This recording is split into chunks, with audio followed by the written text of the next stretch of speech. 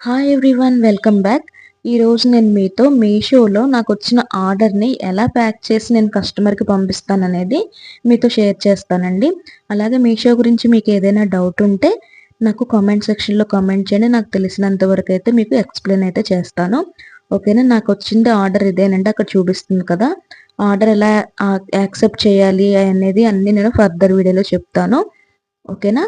ఇప్పుడు నేను ఎలా ప్యాక్ చేస్తాననేది మీకైతే షేర్ చేస్తాను. ఇక్కడ చూస్తున్నారు కదండి, ఇదే వచ్చిన ఆర్డర్ అనమాట.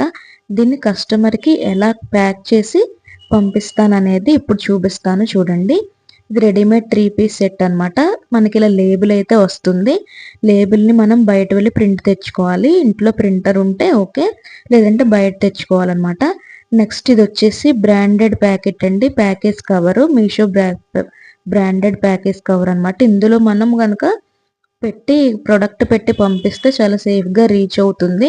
అండ్ ఫ్యూచర్లో ఏదైనా ప్రాబ్లం వచ్చినా కూడా మనము క్లెయిమ్ చేసుకోవడానికి ఉంటుందన్నమాట.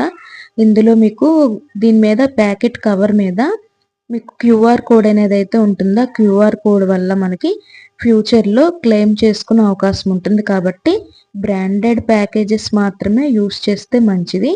అవి ఎలా పర్చేస్ చేయాలో కూడా నేను ఫర్దర్ వీడియోలో చెప్తాను. ఓకేనా. ఇక్కడ ఈ packets with POD, without POD కూడా ఉంటాయి. ఇది నేను యూస్ చేస్తుంది వితౌట్ పిఓడి కాబట్టి ప్లాస్టర్ తోటైతే లేబుల్ని స్టిక్ చేస్తున్నాము. ప్యాకేజ్ అయితే రెడీ అయిపోయిందండి. ఓకేనా.